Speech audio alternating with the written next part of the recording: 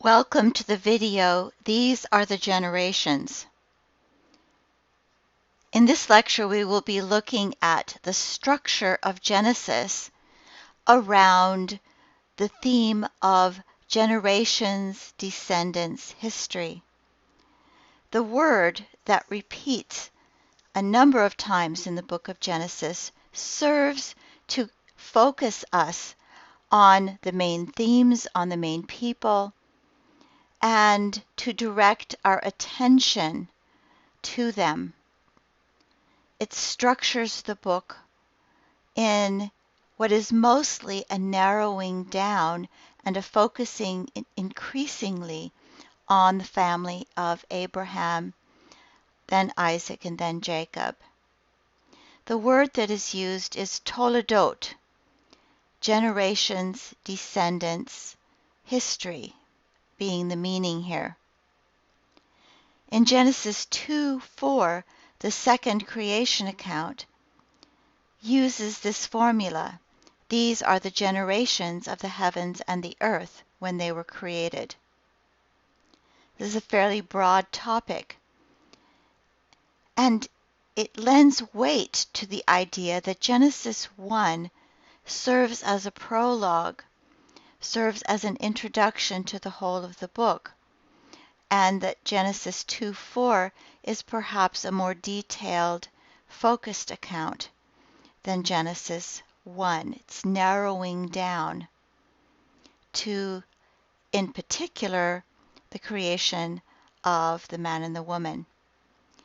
In Genesis 5:1, again, we have this formula. This is the book of the generations of Adam. In Genesis 6:9, we focus on a different person of that line of Adam. So kind of a narrowing down. These are the generations or history of Noah. And then in Genesis 10:1, the generations, descendants of the sons of Noah.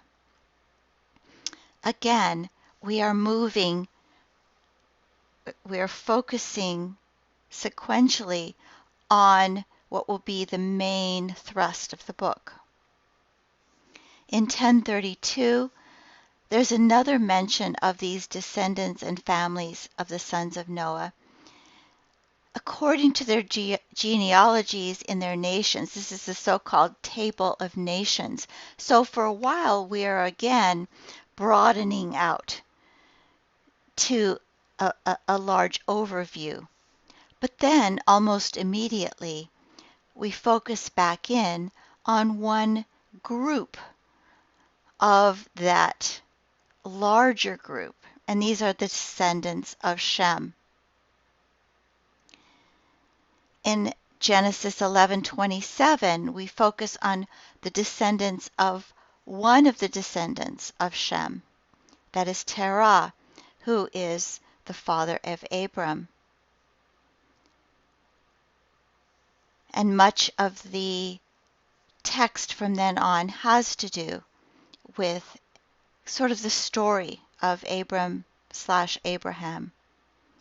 Genesis 25:12 takes sort of a side road to focus on the descendants of Ishmael, one of the sons of Abram. But again, almost immediately, we are back sort of on the main route, which is to emphasize the descendants of Isaac.